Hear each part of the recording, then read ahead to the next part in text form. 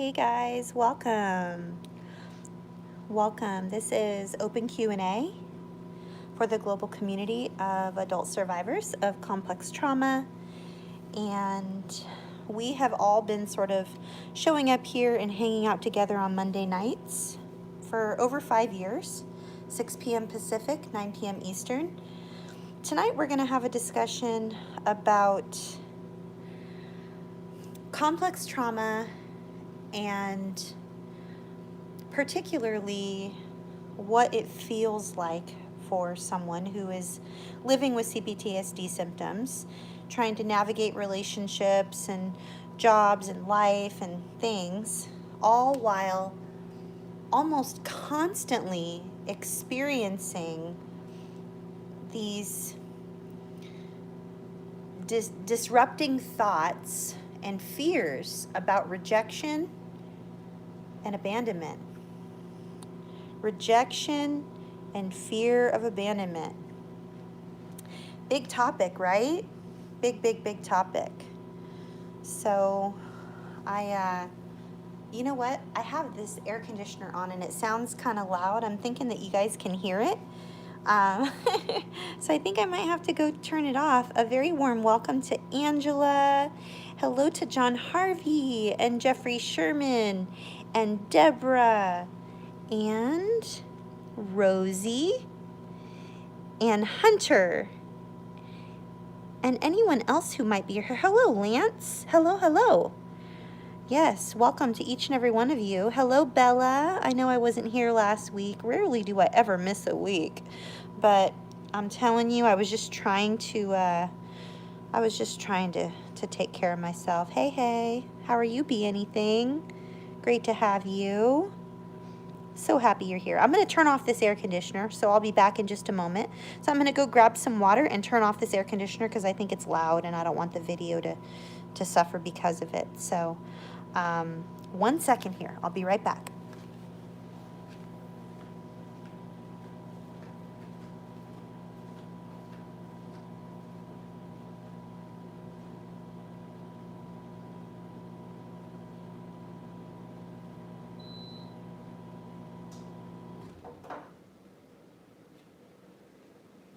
Gosh, I bet that sounds a lot better.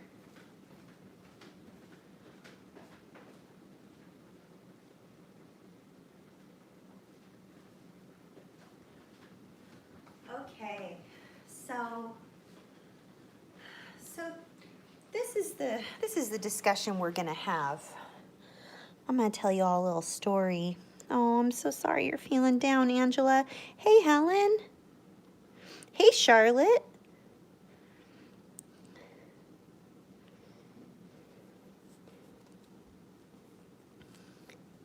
Hey, Leanna. So happy. So happy you're here. Deborah says, this discussion is a big thing for me. So yeah, you know what I'm gonna do? I'm gonna warmly welcome each and every one of you. All of your needs are welcome here, spoken and unspoken. Miss Poppy is on her way, and when she arrives, she is going to post up here in the chat stream links to crisis outreach numbers. Hello to Miss Connie and Rosie and Charlotte. So this is not a place for crisis care. I definitely don't have the ability to provide any type of crisis care because it's YouTube. But Poppy is going to post up some crisis hotline numbers for you for anything you may be in crisis about. And again, Angela, I'm so sorry you're feeling low. I'm offering you so much compassion for whatever it is that's going on. I'm so happy that you're here. And I want to, oops, here we go. There, that's better. So what I want to do is I'm going to sit down and I'm not going to be looking at the, hey, welcome, Shannon. Thanks so much for posting the crisis information. Oh, thanks so much, Shannon. You're awesome. Oh, Helen has had a difficult week as well. My goodness. Okay, well, I might add to that. You know what I'm saying? Like, it's not always It's not always easy. I'm so sorry you all have been experiencing, whether it's job application rejection or triggers or whatever it is. I'm just so sorry. I'm offering you so much compassion. So I'm going to come over here and I'm going to sit down, okay? I'm just going to sit down for a minute. And I want to tell you all a story about, I want to tell you all a story about how complex trauma symptoms have shown up in my life and triggered feelings of rejection and fear of abandonment, and how I have tried to overcome these feelings and what that has looked like for me, and how it's maybe hopefully going to turn a light bulb on for you and maybe help you also. So I don't know if it's going to be helpful for you, but sometimes all of us just being together here and hanging out is helpful, even if the story I tell or the story I share with you isn't something that applies directly to your life. But you know, I think many of you know, if you've been here with us, I mean, many of you have been here with us for 5 years. And some of you, maybe this is your first time ever finding our YouTube channel. And if that's the case, I hope that something you find here, you'll find a couple hundred different videos, all differing in lengths and all on different topics. Some of them are me talking back and forth with a colleague about something, and some of them are just me talking, and some of them are just the camera pointed outward at something, and then us all just sort of sitting here together having an open discussion about some stuff. So I hope you find something that's helpful for you. So the way that complex trauma has shown up in my life recently, I mean, gosh, I could definitely talk about what you were sharing about triggers and how it's been a really triggering week. I could definitely go there. And then I could definitely go to a place where I talk about, different job situations that have been very disappointing, and just how I experienced rejection, or when I was mobbed. I was literally bullied and mobbed at one of my jobs, and like mobbed out of a department within this particular organization because of bullies. And it was so horrifically triggering and traumatizing and re-traumatizing, and it was so horrible. But I'm not going to go there right now. I'm going to tell you all a different story. I'm going to share a different story with you. And many of you know a bit of my trauma history.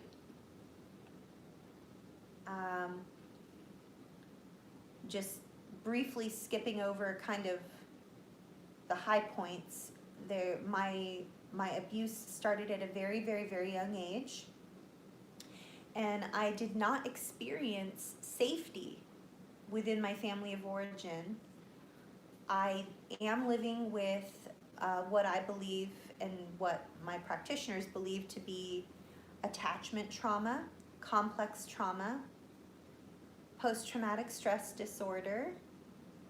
I have bouts of depression, anxiety, dissociation, my trauma manifests itself in many different ways, but one of the ways that it manifests itself most recently for me is in this amplified, sort of very, very, very loud fear of rejection and abandonment. And that is what we're going to talk about tonight, because it is important for us as complex trauma survivors to know that abuse lies. Abuse lies to us. It plants cognitive distortions and different lies and half-truths in our brain and in the way we see the world and experience the world. Abuse traumatizes us in a way that changes our worldview and causes us to notice the different levels of unsafety and potential harm that could befall us, or we could come in contact with this rejection or abandonment or harm. And we live with such a level of hypervigilance on any given day that it affects our ability to conduct our lives in a productive way. So what that ends up looking like for me personally as a trauma survivor is that I get paralyzed. I get paralyzed by fear of abandonment and fear of rejection and perceived rejection and perceived abandonment.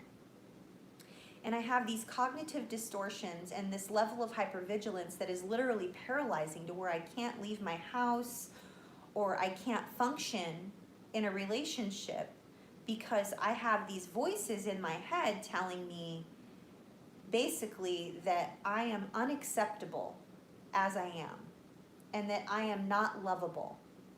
And not only am I not acceptable and not lovable, but I am not wanted. The way that it's most recently shown up for me is that I was, for an early birthday present to myself, I went to see my adult children.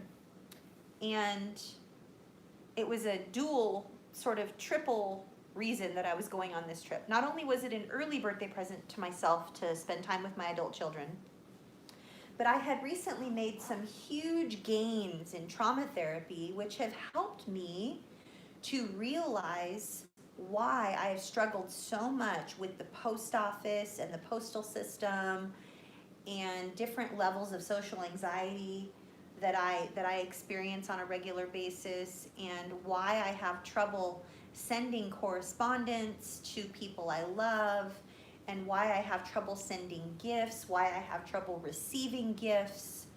What do these gifts mean? What does the correspondence mean? What are the invisible strings that are attached to the correspondence or the gift? What type of manipulation tactics are involved? What does it mean I have to do in order to receive this gift? What does this letter or card really mean? What is expected of me in response to receiving this card or letter or gift?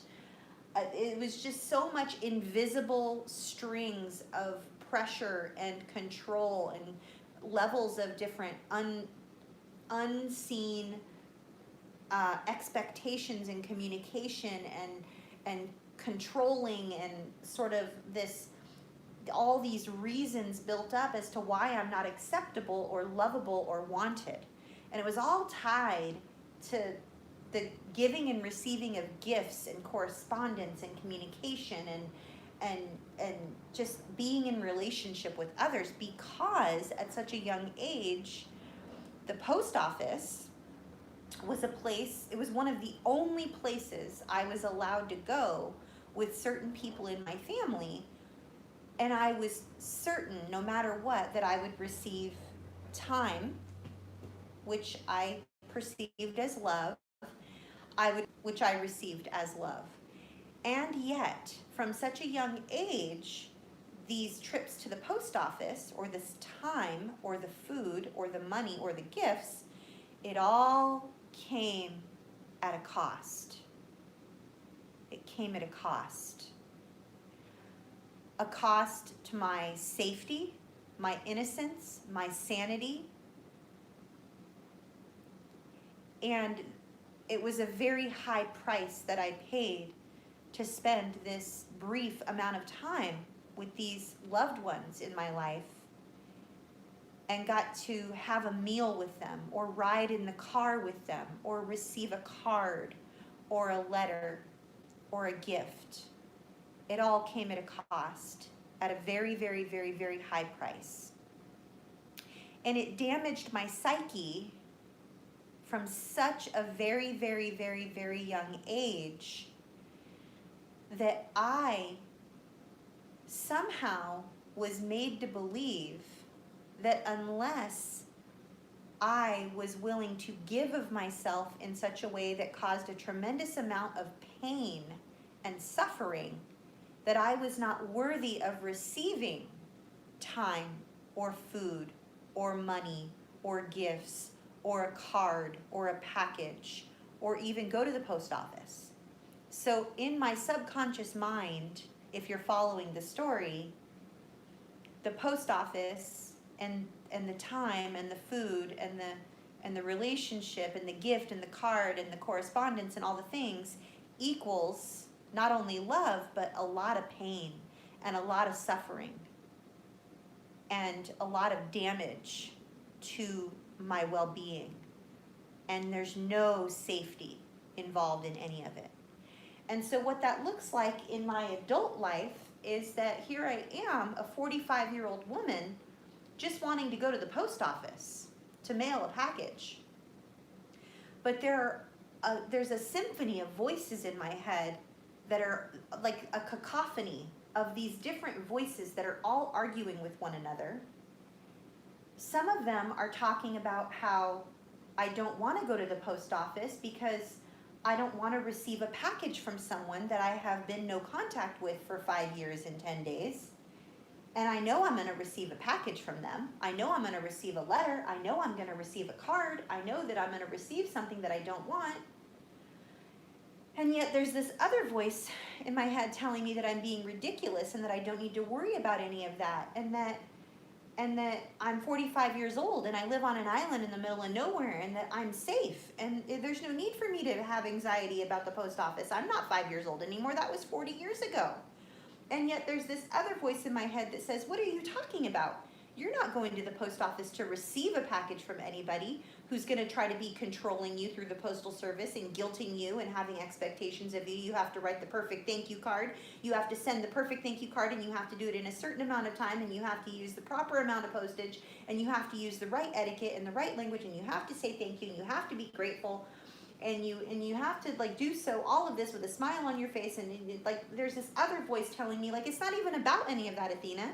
You're going to the post office to send a package to your kids or to your niece or to your nephew or to your sister-in-law or to your cousin or to a colleague or a friend or one of the volunteers of your organization. You're going to send a package, and then there's this whole other voice that screams in the middle of all of it and says, don't do that. You don't want to send anybody a package or a card or a letter or a correspondence or a gift or a thank you or anything, because what if they think that you're sending something to them and you're trying to be like the people who did it to you, and you're expecting something in return, and you are expecting them to say thank you, and they have to be grateful, and they have to send you a thank you card because you thought of them, and you don't want to send this package, you don't want to send this gift. They're going to think it's ridiculous. They're going to think you're trying to manipulate them and control them. They are going to think you're trying to abuse them and lure them and groom them and control them and ruin them and harm their psyche, and it's going to, and then there's this whole other voice in my head that is saying, you are a total shit show, Athena. Do you even hear yourself right now? You got like 12 voices in your head. All you're trying to do is drive 20 minutes away to go to the post office. And that is when the record scratches, and I realize that I am a total shit show, which is why I'm in trauma therapy. And that there is a reason that the giving and receiving of gifts, something so simple as mailing a birthday card, can cause me paralysis. Because it takes a lot of vulnerability, and I'm taking a risk at sending this correspondence to my niece or my nephew or my sister-in-law or my cousins or my son or my daughter-in-law or my brother-in-law or anybody. It's a risk at them either A, feeling pressured that they have to thank me for it, which I would never want to do, or that's number one. Number two, what if it's something they don't like and then they feel bad that they don't like it? And then they feel like they're obligated to thank me for it. Or three, what if they they're like, well, it's about time. Like, my birthday was like 2 or 3 months ago. Because what happens is, I am the type of person who will buy the perfect birthday card for someone 3 months in advance, because I'm thinking of them and I see it and I go, oh, this is the perfect card.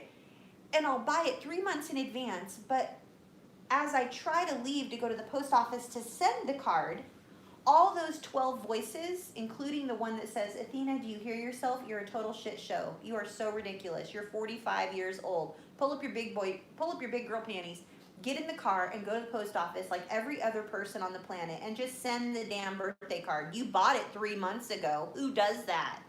Right?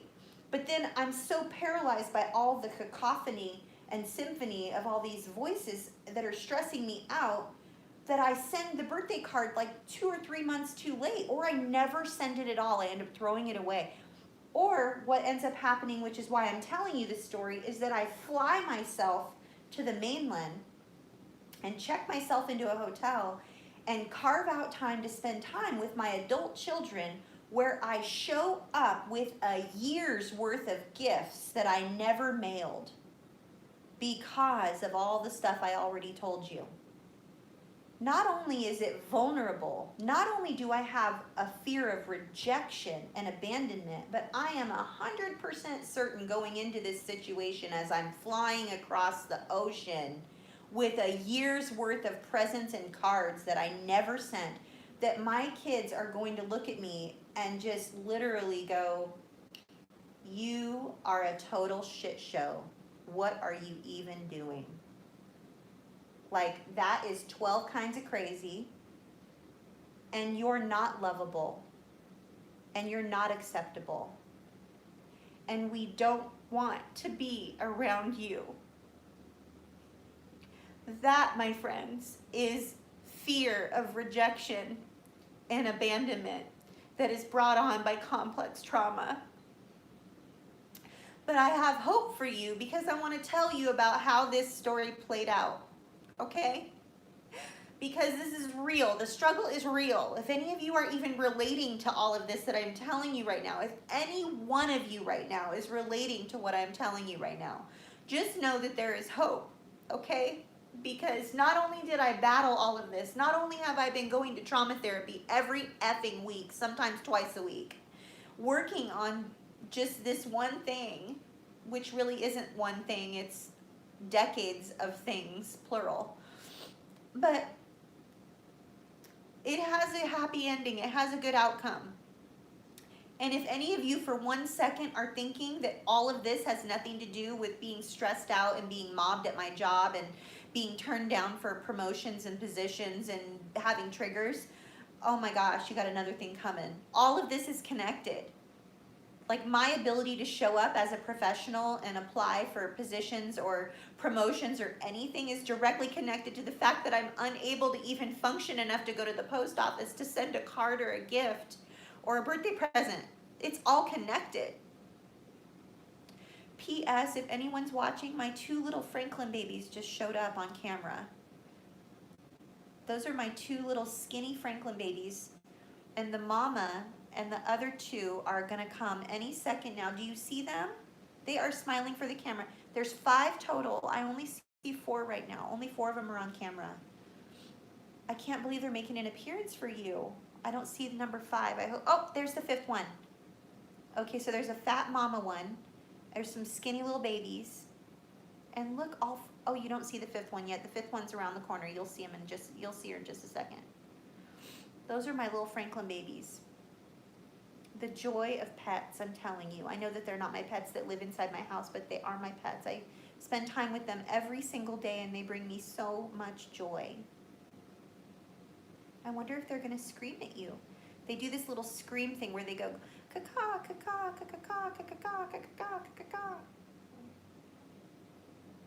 You can only see one of them right now, but I wonder if they're going to talk. Sometimes they walk up against the door and then they talk to me through the door. They're so cute. Anyway, it's all connected is what I'm trying to say, okay? So the good news, the story I wanted to tell you about rejection and fear of abandonment, and all of this is a result of complex trauma, which is the ongoing situation of being in a one down position where there is an abuse of power, like when someone takes you to the post office and then promises to feed you and spend time with you, and then they give you cards and gifts and letters and things and perceived safety, only using that all as a means to groom you so that you will be completely effed up for your whole entire life for like decades, because it was all at the expense of your own well-being and your own sanity, and it all came at a cost, okay? So here I am, present day, week or two ago, flying out to go see my adult children with a year's worth of cards and presents and gifts, hoping and praying that it's all going to go well, because I can't wait to share with them that I have made all these breakthroughs in trauma therapy, and that I finally understand what my block is about, and that it doesn't mean that it has. What I really wanted to say was, you both, my kids, my son and daughter-in-law, you both deserve a relationship with your mom / mother-in-law that is healthy and safe, and there's reciprocity, and you can depend on me to be there for you no matter what. And that includes, but is not limited to, receiving a birthday card that isn't 3 or 4 months late. My trauma has affected your life in the following ways, and I am aware of it. And I am here to tell you that I'm working on it, and I'm making it right. And I'm so glad that I'm here, sitting with you right now in your house, at your kitchen table, telling you that I love you, and giving you a year's worth of gifts and cards that I never sent to you because I was caught up in my own struggle and my own trauma healing process. And the words that I tried to utter to my kids without bawling my head off was, I love you, and I have a deep desire to be connected with you. I want to be more connected with you. I just want to spend time with you. Every time I tried to say those words to my kids, I would start crying, because it's vulnerability. You're risking rejection. You're risking them saying, you're not acceptable, you're not lovable, and you're not wanted here. And instead of them saying that to me, they said, we're so happy that you're here, and we love you, and we appreciate you, and we're so proud of the work you're doing. And next time, just call us up and say, I want to come see you. And I just started crying, and I said, I don't think I can do that. For some reason, that feels very scary for me, to call you up and say, I want to come see you. Something so simple as me just saying, I want to come see you, I want to spend time with you. It feels too terrifying, because I'm putting myself out there and I'm risking them saying no. So instead, you know what I've been doing for so many years? I will plan business around, like I won't go and spend time with them or show up or go out of my way to be with them unless I'm already traveling on business. I'll say, well, I'm traveling on business, and I was thinking of coming to see you and taking you to dinner if you would be available on such and such a night. And so I'll end up flying 3 hours to go take them out to dinner, because it feels like the safe thing to do. Hi, I'm already on the mainland on business. I want to take you out to dinner. Would you by chance be available on such and such a night? Is this convenient for your schedule? It's as though I'm putting myself out there in such a way that they could not say no. What are they going to say? No, I'm not free for dinner. I don't want a free meal. It's like I was finding a way to put myself out there without putting myself out there. There was no risk involved. What are they going to do? Say, no, I don't want a free meal? Like, that's not putting yourself out there. It wasn't vulnerable of me to do that.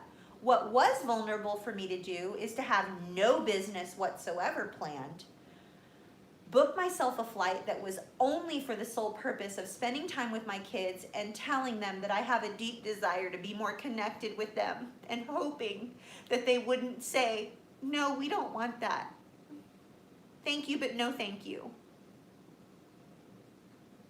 So I'm here to tell you that it was worth it. The trip was worth it. Not only did they love all of the gifts, I mean, I had gifts for their cat, for their 3 dogs, for 2 different birthdays, for graduation. I mean, I had all these different gifts and cards and Easter cards and Valentine's cards and like just cards for no reason whatsoever with pictures of Spam Musubi or Snoopy or I don't know, Easter eggs. I mean, I had all these things, and I was just already just like, finally I was just gonna like roll up and show up and be like, yo, I'm the crazy one. Yep, I'm the crazy mother-in-law that doesn't know how to mail a package, and I have to fly across the ocean to give it to you in person, and like sort of use humor as a redirect. But what ended up happening is I was given such a gift of an opportunity to allow them allow them the opportunity to make a choice. Like, how do you want me to reach out and connect with you? Because I have a deep desire to be more connected with you. And I know that my trauma has affected your life. And I know that it's affected you because, you know, these are the ways in which I have showed up that I don't want to show up in these ways. I want to show up in a way that feels safe and congruent, and that you can count on me and know that I love you because I can mail you a birthday card on time. And my son said, let's all hold hands, let's gather hands. And we all held hands, and he said, Mom, I thought that you were coming here to tell me that you had cancer or that you were gonna die. Like, I didn't know you were coming here because you just wanted to see me. Why didn't you just tell me, I wanna see you? And I was like, I don't know if I could just do that. It felt so, I was afraid to tell you that if I just wanted to see you, that wouldn't be enough of a reason for you to say yes. And he's like, of course it's enough of a reason. Like, my daughter-in-law's like, of course it is. Like, just let us know, hey, I wanna come see you. And I was like, wow, okay. Like, it was just like, duh. Like, it seemed so simple, but it wasn't simple, you guys. It was very complex. Because complex trauma is complex, and it's hard, and it's painful, and it's scary, and I just want you to know that it's going to show up in your lives in so many different ways. And it took me a lot of years to put myself out there in such a way that I could be rejected by my kids who were too busy and going to college and working, and they're in the military, and they're doing all these things, and they're trying to start a life for themselves. And I don't want to be the annoying mom. The last thing I want is to be like my family of origin, who all show up on your doorstep expecting you to feed them, clothe them, provide transportation for them, and stop your life for them because they're family. I lived my entire life that way, knowing that anyone could show up at any given moment and they would guilt you into submission by playing the blood is thicker than water, family is family card. And that's a bunch of bullshit. Like, no, it's not okay. And that's not the way that things are gonna work. It shouldn't be that way. I have boundaries now. And the cool thing is that I am very respectful of my kids' boundaries, and I know their work schedule, I know their preferences.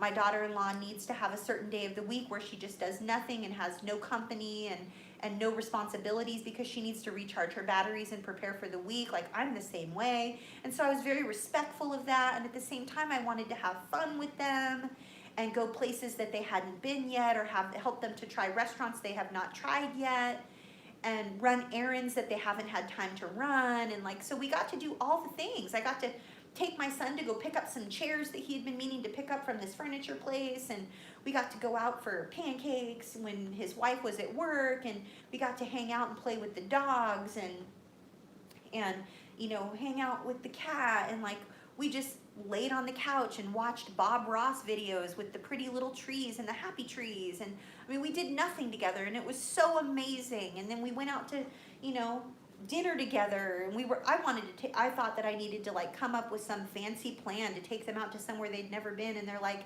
let's just go hang out at Red Robin. And we sat in the bar and just ate appetizers and just hung out and like did nothing. And it was just so, it was so amazing. It was so amazing, you guys. And I'm telling you all of this because if we don't put ourselves out there and risk being rejected and risk being completely abandoned by the people we actually care about, that we have deemed safe people in our lives, we're never gonna know, and we're gonna live our lives feeling so lonely and so all alone. So I wanna tell you all of that, and I'll leave one funny thing for the very, very, very, very last part of this, okay? I'll leave you the funny part at the end. But right now, I really just want you to know that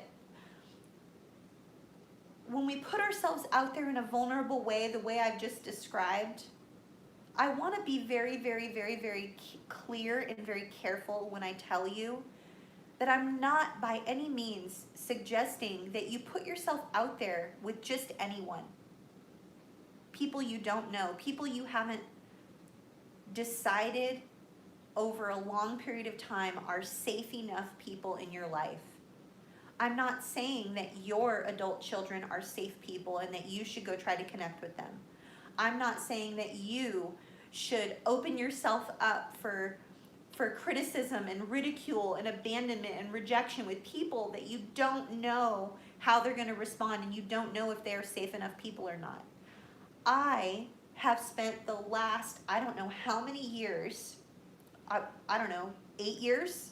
I've spent the last 8 years deciding whether or not I was going to have this conversation with my adult children. It took me 8 years to decide if it was the time or the place, or are they the people I want to have this conversation with? Is it a safe choice for me to have this conversation with them? Now, maybe I could have had the conversation with them 8 years ago. I don't know. And maybe not.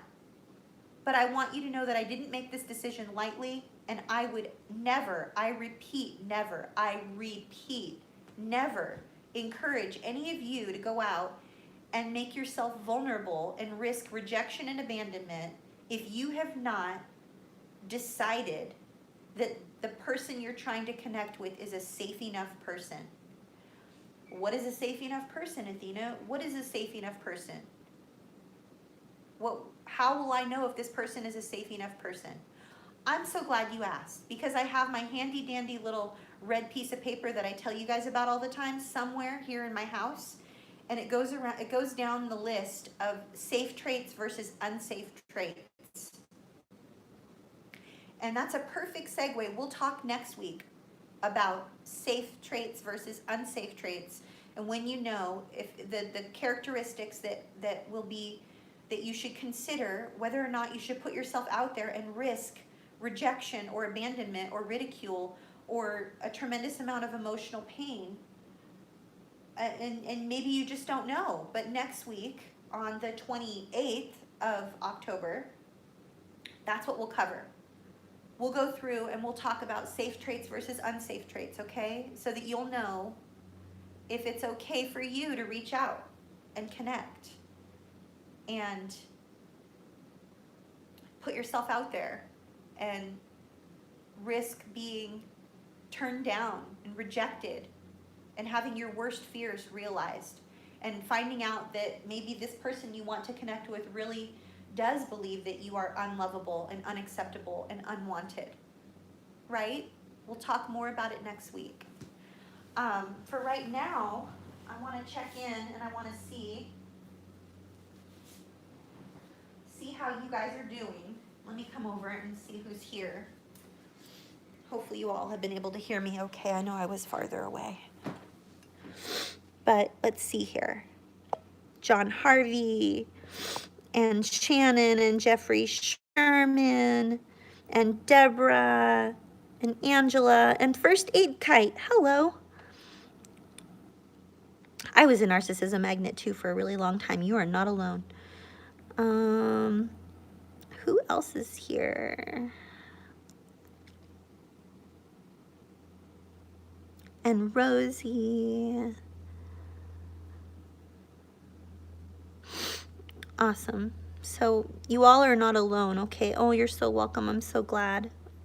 Hey, First Aid Kite. Oh, you're amazing too. Thank you so much for saying that. Hey, Poppy. So happy you're here. First Aid Kite says, Jesus is my only friend, but a very good one. Jesus was my only friend for a while too, First Aid Kite. Don't worry, you're not alone. Jesus was my only friend for a very long time.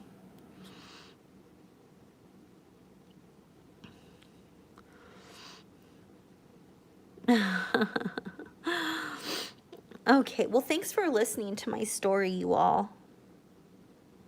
Helen says, yes, Jesus is a great friend. Hey, Kira.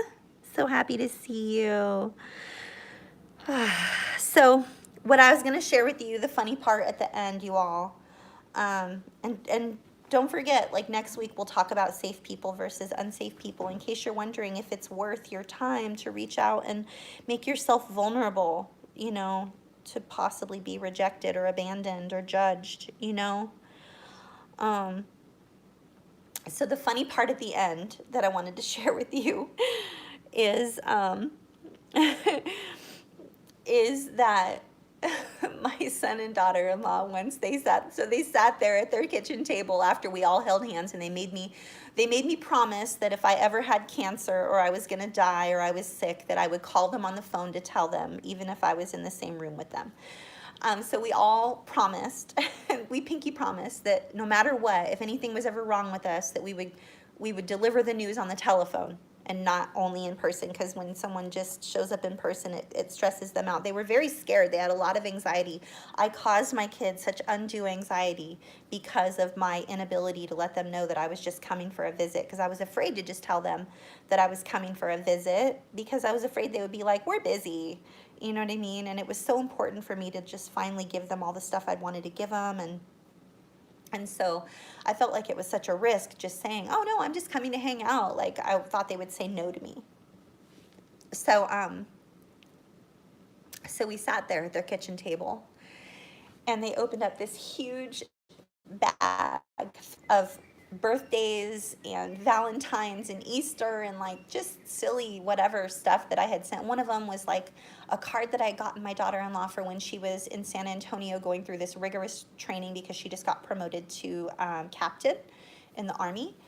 She's a captain in the Army, and she's a veterinarian, a doctor in the Army, a doctor for animals. She works with canines and other animals as well. So I sent her this card because I knew she was struggling and that she was sick from finishing up finals and going through graduation from college, and when she got her doctorate and the whole thing, and like I had all these different like cards and gifts and stuff, and each of them took turns and they went in chronological order. Okay, and this isn't the first time this has happened. Like, I've been this mom that has the inability to send stuff for a long time. So this isn't the first time. But this was the best time and the funniest time, because they finally, when they were all done with everything and opening up all the presents, they looked at me and they really, really, really enjoy sitting with me, opening up a year's worth of presents on one day. And they basically, in not so many words, said, you know, it's great that you're doing all the work you're doing in trauma therapy, and that you're finding answers to what you're, you know, looking for, and you're healing and you're conquering all these, you know, things that you're working so hard on. It's so wonderful that you're doing all this, you know. And they were so sweet, but they said, I promise you it's the funny part, even though I'm crying. I'm just crying because they're happy tears. But they said, you know, even if you never changed, we really like this. This is really fun. We really like sitting here and opening up a year's worth of cards and presents with you. And even if you never did anything different, ever, ever, ever, that would be totally fine. And for me, that was like, I mean, I don't think they could have said anything to me that was more kind than saying that to me, because to me, what they were saying is, you are enough just as you are. You're acceptable just as you are, and we love you just as you are, and you don't have to change, and you don't have to change the way you're doing things for us, because we love you just as you are. And we actually kind of like it. It's kind of fun. And my son could tell by the look on my face that I was thinking like, yeah, right. And he goes, Mom, we're not just saying that to make you feel better. We really like it. So, I mean, you guys, like, my level of fear of rejection and abandonment was off the charts. Like, there's no like measure to like how strong it was. But to be able to experience that, and to be able to know that that's how they were really feeling. Hey, Poking Holes, it's so good to see you. Gosh, I've been thinking of you. Ooh, I have something for you. Poking Holes, I have something for. I bought that self-care journal that you asked me to review and like see if it was trauma informed, and I was gonna send it to you. Like, I didn't use it, I bought it and I looked through it, but I wanted to send it to you, Poking Holes. If you could like, can you email me or DM me on Instagram, like your address, if that's not weird? Like, it's like a P.O., even if it's just a P.O. box or like somewhere, I'm not trying to like invade your privacy, but I just wanted to send it to you. I saved it for you so that I could send it to you. So if that's like, you know, something that you are okay with. So that would be cool. If that's okay. So that's the funny thing at the end. And then lastly, you guys, like I said earlier, I am in no way like suggesting that that you should like go out and make yourself vulnerable and risk rejection and abandonment with people that you have not deemed to be safe enough, in air quotes, as per Winnicott, as per Pete Walker. And we'll talk about what is safe enough next year.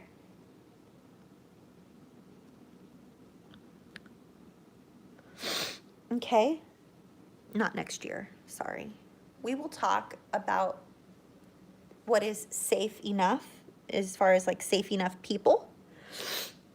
We will talk about safe characteristics versus unsafe characteristics next week, not next year. That's not what I meant. I know you guys probably knew that. My mom was one of my abusers as well, you guys. I know many of you here, that's the case. And you guys, mama drama is like the hardest stuff in the whole world to heal, so please be kind. Oh my gosh, Joey, you sent me a birthday card? Oh my word. Oh, you're not stressing me out. I swear, Joey, I'm working on it in trauma therapy. Oh, Deborah, don't worry. If you miss next week, I'll make sure that, I mean, you can watch the replay. No worries, no worries, no worries. Don't stress. You all be kind and gentle with yourselves because you're worth it. Take extra, extra special care of yourselves, okay? All right? You're worth it. Be kind and gentle with yourselves because you're worth it. And I will see you all next Monday, 6 p.m. Pacific, 9 p.m. Eastern. And I really, really look forward to it, okay? Sending you all so much love. And just thank you. Thank you so much for being a part of my life and allowing me to be a part of your life. It means the world to me. I'll see you next week. Good night, everyone.